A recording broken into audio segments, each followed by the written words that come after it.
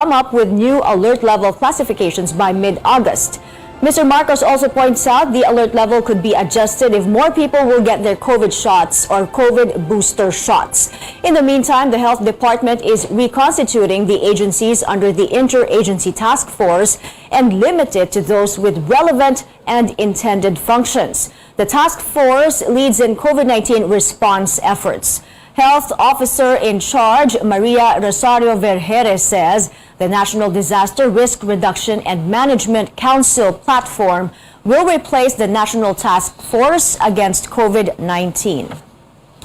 With rising COVID cases and the threat of more transmissible variants, the Health Department plans to ramp up booster vaccination in the first 100 days of the Marcos administration.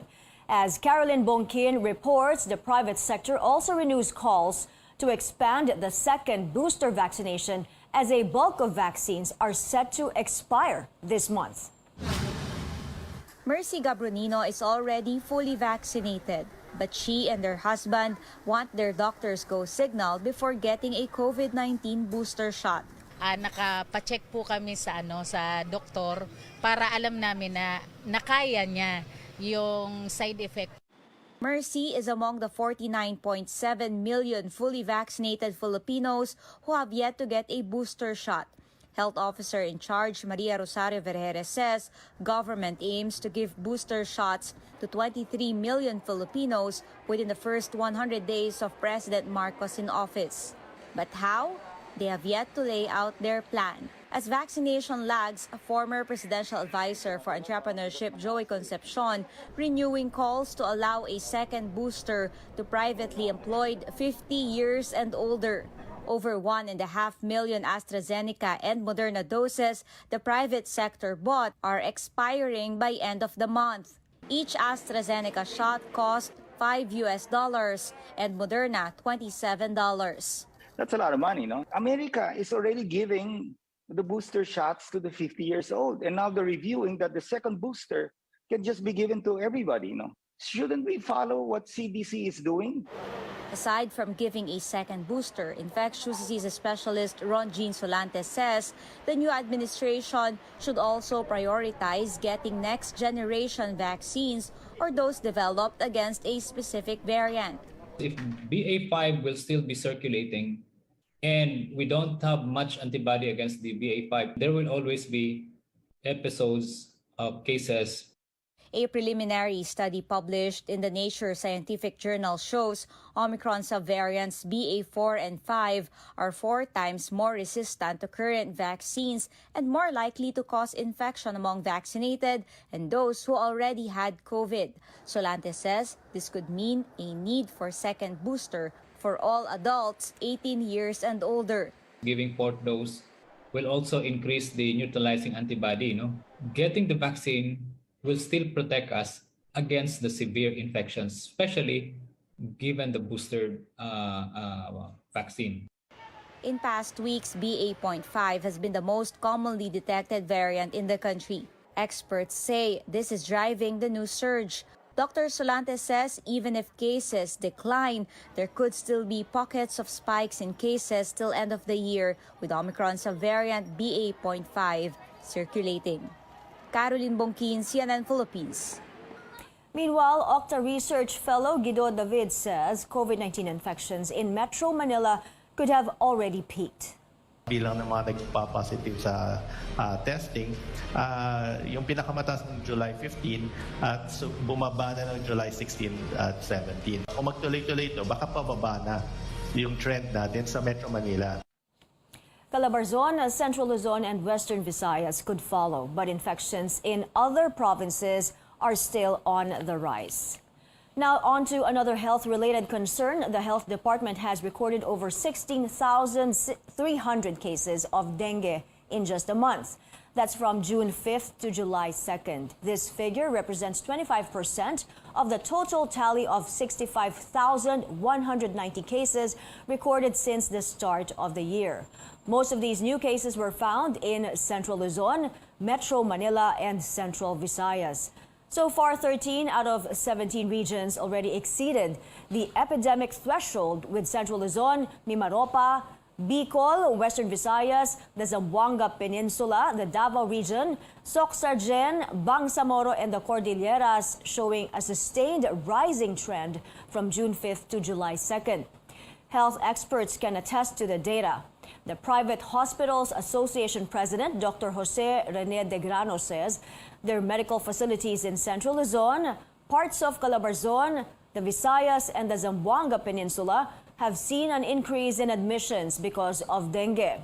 Dr. De Grano, however, says dengue cases in these areas are now controllable. The rise in dengue cases is only one effect of climate change. This National Disaster Resilience Month, the Science and Technology Department introduces innovations and projects that can help the country go through storms and other disasters. Tristan Nodalo gives us a look. From floods, typhoons, and volcanic eruptions to earthquakes, landslides, and tsunamis, the Philippines is one of the most disaster-prone countries in the world. In a webinar on Tuesday, the Science and Technology Department highlighted the importance of new research and development projects in addressing these threats. These initiatives will, of course, add to our arsenal of projects, knowledge, and experiences in our fight against the elements, and we have been able to save more lives. Project SHIPS is a pioneering study on the occurrence of marine heat waves in the Philippines. If unmonitored, these heat waves can lead to the loss of marine biodiversity and ecosystems in the country. The heat waves are also linked to coral bleaching and harmful algal bloom. In the next quarters, we will be focusing on spatio-temporal analysis, developing seasonal forecasting models, and creating a toolbox such as Marine Heatwaves Tracker that can be used in disaster risk reduction. Meanwhile, two new initiatives focus on monitoring active volcanoes and improving communication after every natural disaster through drone technology. The collaborative aerial ground unmanned system for exploration and monitoring of active volcanoes combines the use of a robot and drone in monitoring volcanic activities. Project Exceed, on the other hand, uses drone networks to activate communication even without internet or cell phone signals. Drones are used to connect several branches of government from one point to another. For example, we're trying to connect, let's say, the fire department, as well as the police, the hospitals, and so on. The DOST also introduced Project SWIM, or the Smart Water Infrastructure Management System, to maximize the use of existing water resources and address the problems of flooding in urban cities. One of the projects presented was the Smart Irrigation System. Hindi na nangangailangan ng interbensyon ng tao. Ibig sabihin, habang nababasa ng mga water level sensors na nakakabit sa mga palayan na mayroon pang tubig, mananatiling nakasara ang mga ditch gate at farm gate controllers. Other new technologies seek to address an efficient collection of storm water and improving the drainage system. The DOST hopes more support will be given to these innovations that can help the country become a disaster-resilient nation. Tristan Nodalo, CNN Philippines. Up next on Newsnight, some roadblocks for transport officials and their plans to reduce long lines at the EDSA bus carousel. Plus, from alternate routes to security preparations, we look at arrangements for President Marcos's first State of the Nation address. Keep it here on CNN Philippines.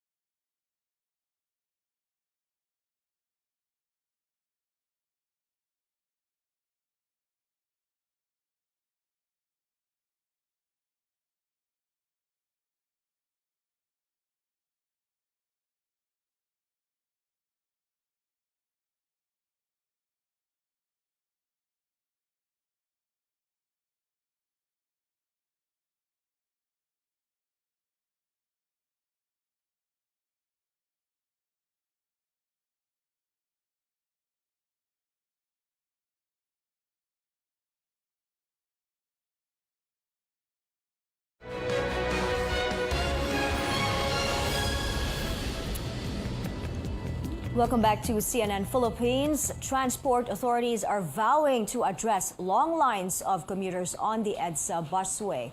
When will relief come? Melissa Lopez takes us closer to the scene. If you're a frequent commuter on the EDSA bus carousel, you must have gotten used to packing a lot of patience for the long wait. It's a virtue that comes with a free ride. Transport regulators admit Monday mornings and Friday nights are the worst time to take the EDSA busway.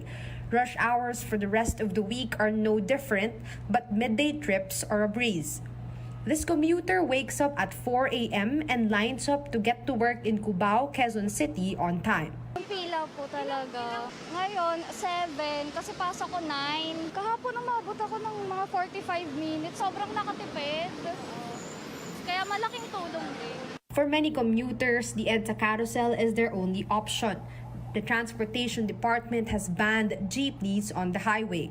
LTFRB wants bus companies under the program to deploy a full force of 440 buses during rush hour against the current 200 units. The problem appears to be LTFRB's own doing.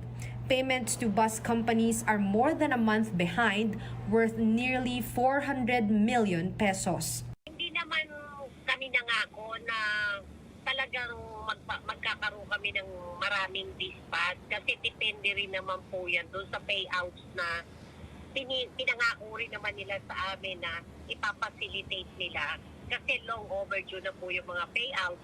Meron lang magbabayaran 2 linggo. Pag hinawakan mo sa kamay yun, ubos agad yun. LTFRB says it is trying to settle its dues by end July. Ang dami kasi nating in-implement na libreng sakay program. Nationwide po siya. So talagang na-overwhelm din yung mga empleyado dito. Talagang ayusin namin. And then once maayos namin talagang sisingilin namin sila on the deployment. Kasi wala na silang reason why they would not be deploying up to their full capacity. Other plans include allowing buses to accept standing room passengers when there's high demand, but regulators will have to clear this first with IATF because of rising COVID-19 cases. The agency is also eyeing potential staging areas for buses close to Monumento in Caloocan City, the beginning of the busway line, for easy deployment. Bus firms will meet with transport officials for a second time on July 21st to resolve these issues. Melissa Lopez, CNN Philippines. A new survey by Pulse Asia reveals more Filipinos are growing dissatisfied with the K-12 program. With the Marcos administration now reviewing K-12, what are some of the basic problems plaguing the system? AC Nichols has this story. Ayumi Cuison is an incoming grade 10 student. She says she cannot wait to finish her studies so she can get a job and start helping out at home. If not for K-12, Ayumi would have graduated from high school this year. Para mabilis na po mag-college, makapagtrabaho. Her mom Edith agrees. Edith believes the K-12 system should be scrapped. She says the longer her kids stay in school, the harder it is on their budget.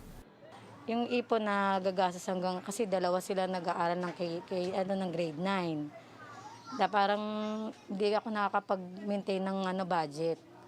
The K-12 system was first implemented in 2012. It requires students to complete 6 years in elementary, 4 years in junior high school, and another 2 years in senior high. It's supposed to better prepare students for tertiary education and employment. There has been a growing sentiment against the K-12 program's implementation over the years. A recent Pulse Asia survey shows 44% are not satisfied with the system, higher than the 28% result in 2019. The Teachers' Dignity Coalition is not surprised. The group says K-12 reforms are ineffective as government fails to address key issues in basic education, such as lack of classrooms and school personnel. Parang hindi naman sineryoso ito ng ating gobyerno, no? Hindi naman pinondohan yung dapat na pondohan, ano? President Bongbong Marcos has directed the Education Department to review the K-12 system. The Alliance of Concerned Teachers believes K-12 could work, but only with proper funding. Halimbawa, gagawa yung bata ng welding. Pag-weldingin mo yung bata, and yet wala naman materyales. Pag-aaralin mo ng automotive, wala namang sasakyan, aayusin nila yung mga tools na kailangan nila. Gagawa sila ng halimbawa ng mga alak or mga coffee. Wala naman sila mga ingredients. Bibilin pa ng mga magulang. Vice President and Education Secretary Sara Duterte said the review of the K-12 system is ongoing. Natapos po ng previous administration ng ating pong butihing Secretary Briones ang review ng kinder to grade 10, and then nautos ko na po verbally sa loob ng Department of Education ang review ng grades 11 to 12. AC Nichols, CNN Philippines. President Marcos is open to pursuing government-to-government talks for cheaper fertilizers. The president, who is also Agriculture Secretary, met with his department Monday. Mr. Marcos is looking to procure fertilizers through negotiations with China, Indonesia, Malaysia, Russia, and the United Arab Emirates. The chief executive also said he wants to prioritize farm-to-market roads, or roads that connect agricultural areas with market towns. He vowed to make food affordable for all.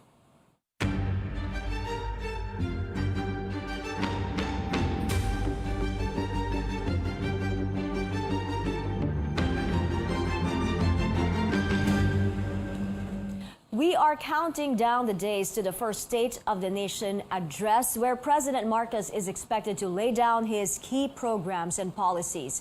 Chrissy Di Matulak walks us through the preparations for July 25th. The Metropolitan Manila Development Authority has identified alternate routes for President Bongbong Marcos's first State of the Nation address. Roads leading to the Batasang Pambansa are still open less than a week from the President's first State of the Nation address. Motorists are advised to take designated alternate routes as traffic is expected to get heavy. For motorists who are northbound or who will be coming from the Quezon Memorial Circle to Fairview, they can take North Avenue, turn right at Mindanao Avenue, then right to Sauyo Road or take Quirino Highway, then Commonwealth Avenue to reach their destination. For motorists who are southbound or those from Fairview to Quezon Memorial Circle, from Commonwealth Avenue, they can turn left at Mindanao Avenue, then turn left at North Avenue to reach their destination. Meanwhile, all trucks coming from C5 along Katipunan Avenue should take the Luzon flyover, then turn left at Congressional Avenue to reach their destination. A zipper lane will also be implemented or counterflow on the southbound portion of Commonwealth Avenue to give way to vehicles of government officials and guests going to the complex. MMDA officer in charge Baltasar Melgar said that 1,133 personnel will be deployed. Ambulances, tow trucks, fire trucks, mobile patrol units, and motorcycle units, among others, will also be deployed at designated routes and staging areas. Meantime, police have not detected any threat leading to the big day. Despite this, police assured that they will be on high alert. Yung 21,000 or actually 21,853 ma'am, yan po ay yung kabuuan na po na deployment po natin dito po sa NCR po. Hindi lang po siya nakafocus actually yan ma'am sa ating Batasan Complex, kundi kasama na po yan ma'am yung ating mga standby forces at saka yung ating mga anti-criminality operations po na mga personnel na magkakandak na anti-criminality operation at saka yung ating mga personnel din ma'am na naka-deploy po dun sa ating mga 34 border control points, yung mga manggagaling po sa boundary ng Region 3 and Region 4 po. According to the National Capital Region Police Office, talks with other agencies started last week, and they will be finalizing other details to make sure that everything goes smoothly.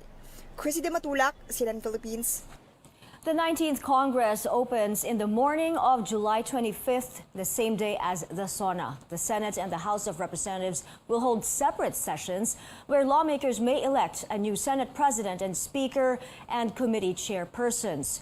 Leyte 1st District Representative Martin Romualdez earlier said Congress will prioritize the 2023 budget. While the 19th Congress has yet to hear the priority measures of the President, CNN Philippines revisits key legislations passed by senators in the previous Congress. Amor Santos breaks them down in this report. From relaxing restrictions on foreign investors to an agency that caters to our kababayans overseas, senators rose up to the occasion to deliver on key legislation. It's now easier for foreigners to do business in the country, thanks to amendments to the Retail Trade Liberalization Act, Foreign Investments Act, and Public Service Act. To set up shop in the country, foreign retailers only need a paid-up capital of 25 million pesos, just a fifth of the original amount. Non-Filipinos can invest in more local enterprises and even enjoy full ownership in telecommunications, airports and airlines, railways, tollways and expressways, and domestic shipping. In this bid to liberalize our economy, we have taken national security into consideration. We have recognized that certain industries are critical infrastructure, thus transactions resulting in the control of such industries are subject to several layers of safeguards, like telecommunications. The Senate passed around 400 bills, of which half have been signed into law. The Anti-Terrorism Act survived a constitutional challenge at the Supreme Court. The age of sexual consent has been raised from 12 to 16 years old, and a new agency was created, the Migrant Workers Department, still awaiting the President's signature, a separate facility for inmates convicted of heinous crimes, tighter protection against online sexual abuse of children. Well, hindi ko ma-imagine kung bakit hindi pa pala na pirmahan, pero hindi man pirmahan, posible talagang mag-lapse into law dahil wala ring dahilan na i-veto yan. And a contested bill regulating vape, among others. It was a bill masquerading as a health bill. So niloloko nila yung mga tao. Yun ang totoo nun. The Blue Ribbon Committee took more than 5 months to investigate alleged corruption involving government medical supplier Pharmally, but majority of its members did not sign the committee report at the mention of possible charges against Duterte. Senators promise an independent institution despite a supermajority in the 19th Congress. Beyond writing laws, they should keep the system of checks and balance alive for effective governance under the Marcos administration. Amor Santos, CNN Philippines. Tune in to CNN Philippines as we bring you the opening of the 19th Congress live on Monday, July 25th, beginning at 9:30 in the morning. Don't miss our special coverage of the President's first SONA from 2 p.m. onwards. In world headlines, China reports almost 700 new COVID-19 cases, the highest since May. A number of cities are under partial or full lockdown as Omicron BA.5 cases increase. China is also dealing with a heat wave, with temperatures soaring to as high as 42 degrees Celsius.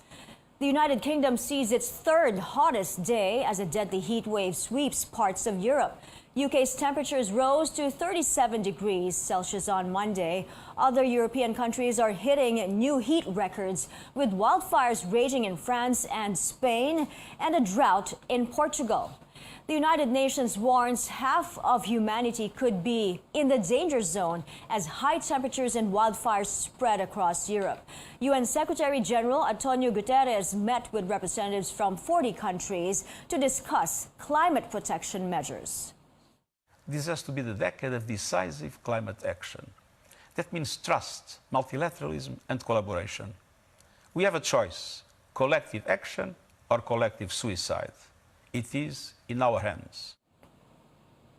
And exclusive on CNN, Sri Lanka's acting president, Ranil Wickremesinghe, says the past administration was covering up facts about the financial crisis. He says the former president did not admit the South Asian nation was bankrupt and needed the help of the International Monetary Fund. The former prime minister, whom protesters wanted out, is now vying to be Sri Lanka's next president. Sports and entertainment news straight ahead. A quarterfinal spot is at stake in tonight's FIBA Asia Cup game between the Philippines and Japan. And get ready, Blinks. Blackpink's Jennie is set to show off her acting chops for the first time in an American series. Details when we come back.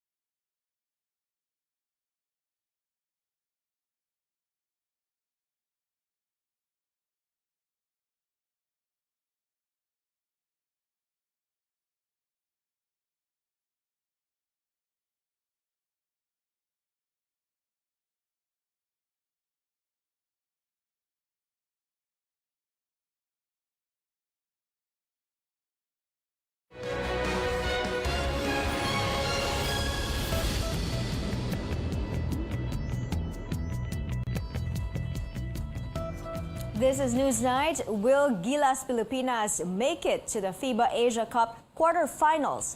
Just a few hours until we find out. Facing off at 9 p.m., the Philippines and Japan are in a knockout game in Indonesia. Both teams hope to bounce back after losses on Sunday, with Gilas bowing to New Zealand and Iran beating Japan. Setting off to outer space, European astronomers found a mysterious type of black hole outside the Milky Way for the first time. The small spot you see is a dormant stellar mass black hole in a neighboring galaxy. This kind of black hole does not emit high levels of X-ray radiation, making it hard to detect. To find it, scientists spent 6 years on the European Southern Observatory's Very Large Telescope. In entertainment, Jennie of Blackpink is set to make her debut as an actress right in Hollywood. After much speculation, TV network HBO confirms Jennie was cast in its new drama series, The Idol. This makes her the first K-pop artist to act in an HBO show. The Blackpink vocalist was also spotted in the series teaser, which dropped yesterday. The Idol features other big names in music like The Weeknd and Troye Sivan.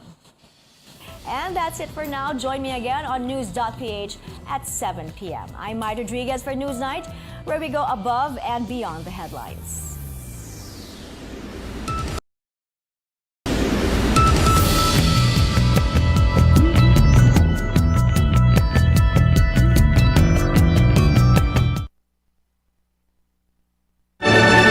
RPN DX General Santos.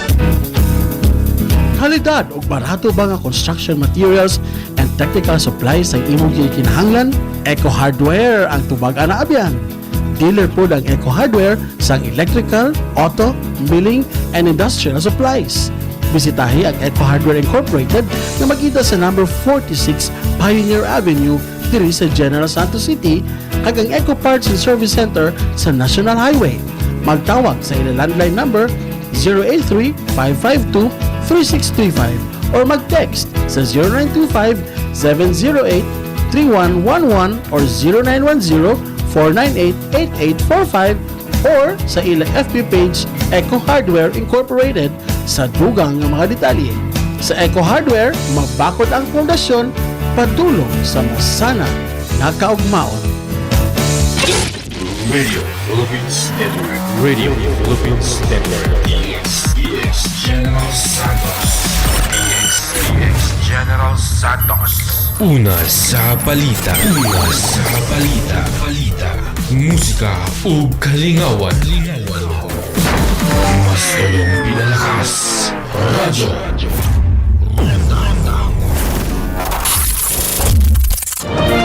This is CNN Philippines.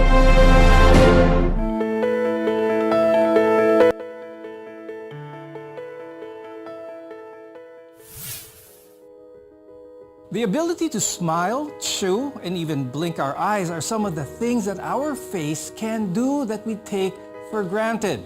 But if you're infected with shingles, you are at risk of a rare condition called Ramsay-Hunt syndrome, also known as herpes zoster oticus, a condition that is characterized by facial paralysis. A famous international music artist is currently experiencing this very rare condition. So in this episode, we will discuss what causes Ramsay-Hunt syndrome and the treatments for this disorder. I'm Dr. Freddy Gomez and welcome to MedTalk Health Talk, only on CNN Philippines.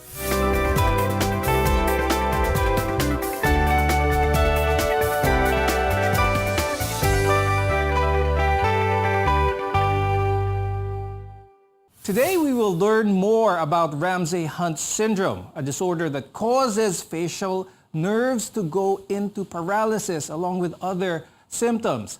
Our guests are here today to explain more about Ramsay-Hunt. With us is Dr. Cristel Medina. She's an infectious disease specialist from the University of Santo Tomas Hospital. Also with us is Dr. Christine Ann Carandang Chacon. She's a neurologist from the Makati Medical Center. Now, we'll start off with Dr. Cristel. When we hear the word syndrome, it's not just one entity. Kumbaga, it's a collection, actually of certain problems. And this is the same case with Ramsay-Hunt. Could you explain a little bit more what this collection of problems is when it comes to Ramsay-Hunt syndrome?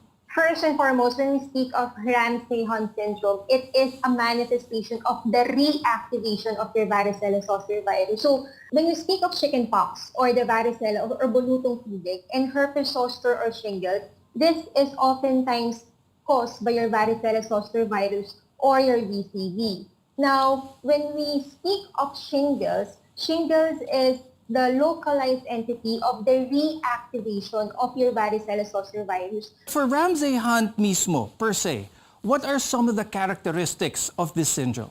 So for the Ramsay-Hunt syndrome, actually, it is the affectation of primarily your cranial nerve 7 or your facial nerve, particularly the geniculate ganglion. And sometimes it can spread to the affectation of your cranial nerve 8. It is actually a triad of having painful vesicular lesion over the outer portion of the ear, or what you call the pinna. There is the loss of the taste over the anterior 2/3 of the tongue, and there is the ipsilateral facial palsy. That is actually the triad of the Ramsay-Hunt syndrome. This is some of the characteristics of what someone with Ramsay-Hunt syndrome might have. Because according to studies, Ramsay-Hunt syndrome happens when the shingles virus, as mentioned earlier, affects the facial nerve of a person. Now, for those who aren't familiar with shingles, what is the connection of shingles and that of Ramsay-Hunt? Shingles actually is what we call herpes zoster, and herpes zoster and the varicella, they are caused by your specific varicella zoster virus. Now, what happens is that when a person becomes infected with a varicella and after the bout of that infection, that virus will not be eliminated from a person's body. Eventually, that virus will remain dormant or inactive over the different nerve endings. And then after some time, let's say after how many years, once the immune system dampens, there is a reactivation to a localized entity called the herpes zoster. The reactivation can actually happen. The usual site of shingles actually is found on the torso. However, there are some instances that they happen over other nerve endings. We heard about reactivation. We heard about previously having chickenpox. Let's explain that, Christine. Let's explain reactivation. Paano ito nangyayari? What causes this reactivation? When you're infected with chickenpox, it affects basically your skin area, no? And then it enters basically the sensory nerves. And then parang it becomes latent in the ganglia area, no? So usually the ganglia, you can find them adjacent to the spinal cord. But in this case, magsiseed siya dun sa ganglia ng facial nerve. That's why for years, it can stay dormant. And then sometimes when we become parang more susceptible to having infection, nagkakaroon ng reactivation. And that's when the shingles come out. There comes a point where someone who has had chickenpox before, there comes a point in their life where they are more susceptible to infection. Does this have something to do with the immune system ng tao? Yes, so pagka down yung immune system, a person is more susceptible to having the reactivation of the shingles. When it comes to Ramsay-Hunt, a very prominent entertainer, artist was affected by this, and it's all in the news. How bad can Ramsay-Hunt be? So it can be really, really painful, causing patients to be debilitated and unable to perform their activities of daily living. But otherwise, as long as the pain is controlled, the patient can still do the usual activities and even work, no? Dr. Christine, let's talk about one of the key components of Ramsay-Hunt syndrome, yung facial paralysis. A lot of our viewers may see this facial paralysis. They also see it in other conditions such as stroke, even Bell's palsy. Pareho lang ba ito, this type of paralysis seen? How can one differentiate Ramsay-Hunt syndrome from someone having a stroke or someone having Bell's palsy? We have to understand that when it's stroke, the problem is coming from a higher area such as the brain. Unlike the Bell's palsy and Ramsay-Hunt, the problem is with the nerve itself. So if the patient is able to raise both his eyebrows and wrinkle his forehead equally, pero may paralysis ng lower half ng face, then it is more compatible actually with stroke. If it's Bell's palsy or Ramsay-Hunt, the patient is unable to raise one of his eyebrows And when he wrinkles his forehead, there are fewer wrinkles on the affected side. So in both cases ng Bell's palsy and Ramsay-Hunt, the patients present with one-sided facial weakness, both the upper and the lower. However, sa Ramsay-Hunt nga, as said before, there's the presence naman ng painful rashes over the distribution of the facial nerve, the ear or the hard palate or sa tongue. Dr. Tel, balikan natin yung reactivation a little bit. You mentioned how this is a reactivation of the chickenpox or the virus that causes chickenpox. A lot of our viewers may have had chickenpox in the past. They might be asking the question, magkakaroon din ba ako eventually ng Ramsay-Hunt? What are some of the risk factors of reactivation? We have to bear in mind that the reactivation of the herpes zoster depends on the balance between the virus and the patient factor. So reactivation is mainly influenced. Number one actually is age. Second is if there are other diseases that makes a person immunocompromised. And third, of course, if these patients are receiving medications that dampen their immune system, like chemotherapy or they're having steroids. But amongst all the mentioned factors, actually it is the age that accounts for the major factor that influences the reactivation of your herpes zoster. When we return, we'll delve deeper in understanding what causes Ramsay-Hunt syndrome and what can happen if this is not treated correctly. Only here on MedTalk Health Talk.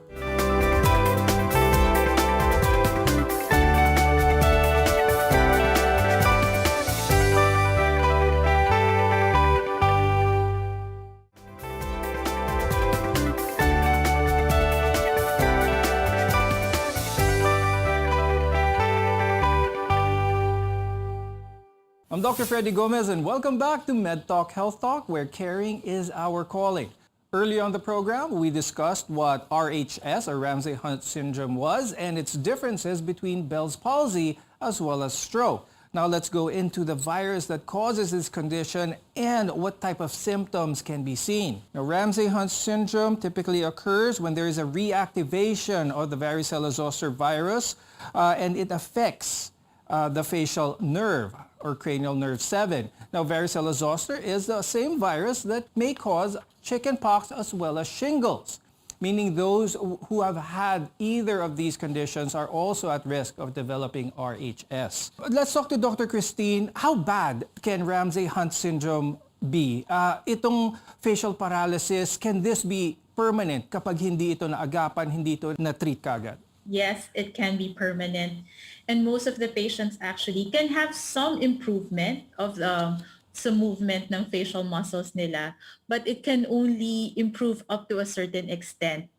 And if it will improve, it is quite unlikely na it would go back to 100% of what the facial muscles were. Now, Dr. Christine, let's talk about the other syndromes. You mentioned about a rash. We mentioned about pain that you mentioned earlier, which is really significant. Let's talk about some of the things which may not make that person who is infected with Ramsay-Hunt function properly. Because aside from that, there are other symptoms as well when it comes to hearing, when it comes to balance. Could you talk about this? Since it affects the ear, so the ear is actually the organ for balance, no? When one is infected with Ramsay-Hunt syndrome, the balance can be affected. So it is really difficult because a patient can experience vertigo.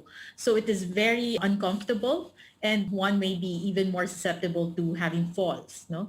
Now, Dr. Tel, let's talk about the virus once again. A lot of our viewers will hear herpes. Is this the same herpes as that of the sexually transmitted infectious kind? They have the same family. They come from the herpes viridae family. But as you can see, the manifestation, actually both their manifestation would present with lesions having fluid inside, or what we call the vesicular lesion. They belong to the same family. However, the mode of transmission is actually different from the one we call the herpes simplex and the one is called the varicella zoster or the herpes zoster. When it comes to those with RHS, contagious ba sila? Those with this virus are similar to shingles, which is infectious. Are those with Ramsay-Hunt syndrome, are they infectious to others as well? Yes, but the dictum is this. You cannot get shingles from someone who has shingles because, again, shingles per se is just a reactivation of the varicella zoster virus. But herpes zoster, let's say in the form of Ramsay-Hunt syndrome, you can transmit the varicella zoster virus causing chickenpox, meaning bulutong, in contacts who are varicella naive, or meaning those patients who never had varicella before, or those who never had varicella vaccine. So in short, it is still contagious, especially to this subset of population. Now, as mentioned earlier, the facial paralysis in Ramsay-Hunt can hamper one's ability to blink, smile, as well as chew. Now, there's also the debilitating pain in the ear or in the face that can affect one's hearing as well as their balance. Now, Dr. Christine, let's talk about someone with Ramsay-Hunt, how they can function in their lives. First of all, let's start with the obvious. Bakit isang side lang ng face ang affected, Dr. Christine? Yeah, because it's very localized to the nerve. Actually, it is even possible to have both, but that would just be from pure coincidence, no? So, and the nerves naman are not directly communicating or directly connected to each other. That's why only one side of the face is affected. Dr. Tel, let's talk about that because I will be talking about how infectious disease specialists or neurologists would approach treatment on this. One with Ramsay-Hunt syndrome may present maybe one symptom of it or maybe a lot more. But when it comes to treatment, what is the general approach to treating someone with Ramsay-Hunt syndrome? So generally in treating Ramsay-Hunt syndrome, so number one, we have to give prompt management of antivirals. We have acyclovir and we have valacyclovir. Actually, for immunocompromised patient, it is prudent that we give it in the IV form. Likewise, to lessen the inflammation, we give steroids in patients with Ramsay-Hunt syndrome. And of course, for the debilitating pain that the vesicles may present, we should likewise give pain medication. We can give gabapentin or such just to lessen the pain of these patients. But in terms of time frame, how long, how short are we talking here bago gumaling ang isang taong may RHS? It depends actually on the immune status of the patient. If the patient is immunocompetent, actually the manifestation of the rashes will take around 1 to 2 weeks, and then eventually it will crust. And then if prompt treatment or management will happen, then the other neurologic symptoms will eventually improve over time. However, if the patient is an immunocompromised individual, the persistence of the rashes may take around 2 to 4 weeks. Actually, some patients may be longer than that. And then the symptoms or the neurological symptoms sometimes may persist for longer periods of time. It really does depend on, one, the immune status of the patient, and second, the promptness of the treatment that is being given to the patient. Tel, you mentioned earlier that one of the biggest risk factors for reactivation nitong varicella virus is the advancing age of the patient. But one of the more famous entertainers was affected by this, and he's only in his late 20s, I believe. So what are some of the risk factors that a young person may have a reactivation or may have Ramsay-Hunt syndrome? Dr. Tel. Ramsay-Hunt syndrome in a very young individual is actually rare. It's very rare because the immunocompetence of a person in early years is competent enough to guard someone from the reactivation of the virus. So the number one thing that can dampen an immune response of a patient in younger years would be a lot of stress. Actually, a lot of stress. There are some case reports, even psychological stress can actually reactivate herpes zoster virus. Likewise, if the patient will have other unknown immunocompromising condition, that can be a risk factor for the reactivation. Coming up, we'll discuss more treatment measures as well as preventive measures against RHS, only on MedTalk Health Talk.